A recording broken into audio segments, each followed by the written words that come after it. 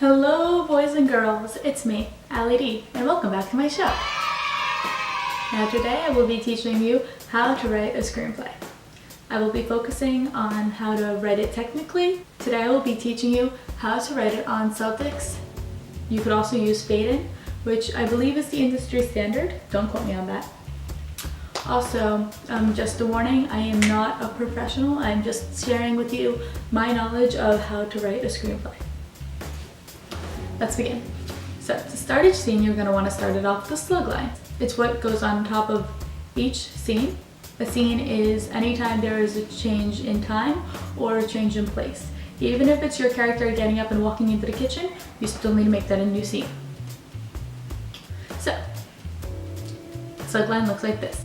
You're going to write interior or exterior, depending on where you are. Obviously, if you're inside of a building, you're an interior. If you're like outside in the valley, you're gonna write exterior. Now, for interior, you're gonna write INT. For exterior, you're gonna write EXT. So let's make this interior, so write INT, period. Then you gotta write your location. So location, Rose's bedroom. Then you put a dash, then you write your time of day, morning. Then you hit space and you go down to your, you hit enter, and then you go down to your action. Now at every beginning of the scene, you're going to want to describe where you are in that time, and you're going to write a little bit about your characters. Don't give too much about your characters. Like, don't write Rose has blonde hair and blue eyes, because that will limit casting by a lot, and you don't want that, because there could be somebody who plays Rose amazing with like brown hair and green eyes, and then you're just going to miss out on that opportunity, and then you're SOL. So for action, let's write Rose. Now whenever you write a character's name and you introduce them in a scene, you write it in all caps. Right, comma, then you put their age. So Rose, let's make her 16. Sits on her bed at home as she wakes up for the day. Period. So props. Every time you introduce a new prop, every time you have a prop, you want to write that in all caps. So then it tells the people, the prop department, the art department, hey, I need this. So let's just say Rose grabs a book. Book will be in all capital. Let's describe the book. Grabs a red math book. It's more detailed. You get a little bit more of a good sense about what Rose is doing in that instant. You're going to want to describe it a little bit more though. Let's go. Rose wears old pajamas. Now you don't want to be too descriptive with the pajamas, because the wardrobe department will have to make those decisions for themselves, so you don't want to have too much dictatorship over that, because you are the screenwriter. Unless you yourself are planning to be the wardrobe department also, I recommend just writing it in all caps, so then they know what to look at, it sticks out of them, they're like, need those pajamas, need old pajamas. Let's continue. Rose wears old pajamas. She looks very tired and disoriented. Now you could write more than that and you could write less than that, but right now I'm just going to leave it at that, so that just for the sake of a tutorial, not for it to be 20 minutes. Now writing in the action, what you got to be careful is you don't want to write too much, because then it will turn into a book. But you don't want to write too little, because that won't give anybody enough information, and then everybody will be lost when they're trying to read it. So you gotta find a happy medium. Gotta look at it, you gotta be like, do I need this? If it's yes, then you add it. If you don't, then you don't. I say make it less than half of a page, your description of what's happening, unless it is all, and then move on to your action, where you can make it as long as you want. If just don't describe it too much, because then it will read it like a book, and this is a film, not a book. You have to find a happy medium. Same thing goes with dialogue. Don't add too much dialogue, because this is a visual medium and you don't want it to read like a play. Speaking of which, let's move on to dialogue. So what you're gonna write first is you're gonna hit enter, You're gonna hit character. Character will center you. I'm talking in Celtics, please remember. Character will Celtics you to the front of the page. We'll type in the character's name, Rose, over the top.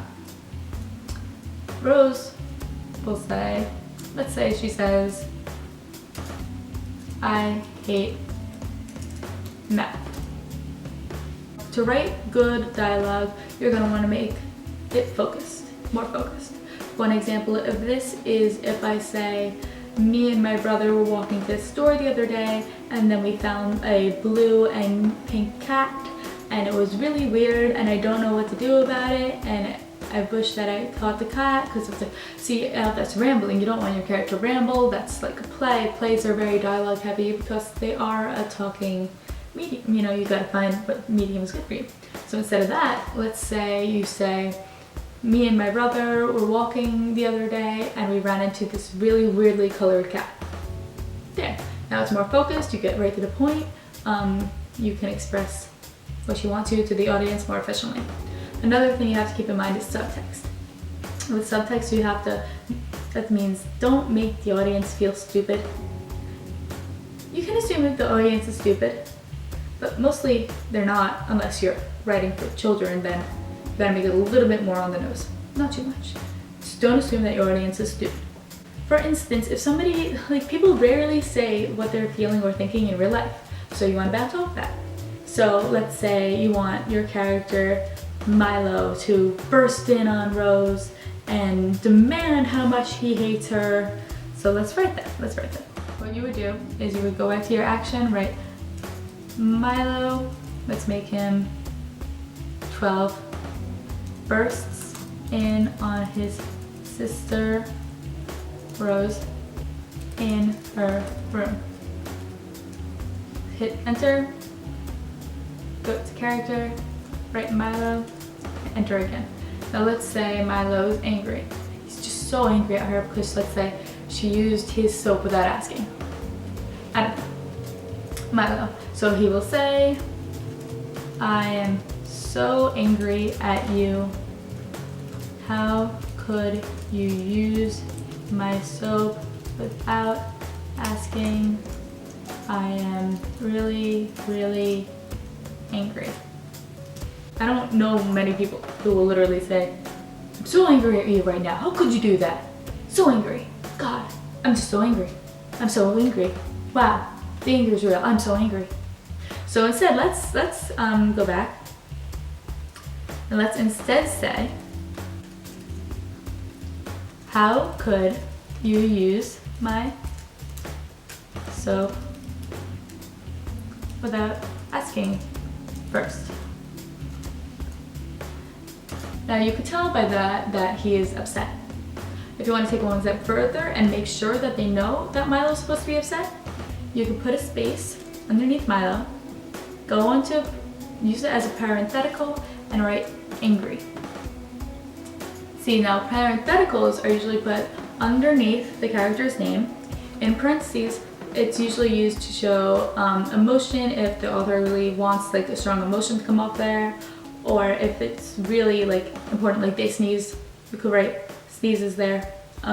It's mostly just like little sides for the actor to know what's up. Another thing is whenever you write sound effects, put that in capital.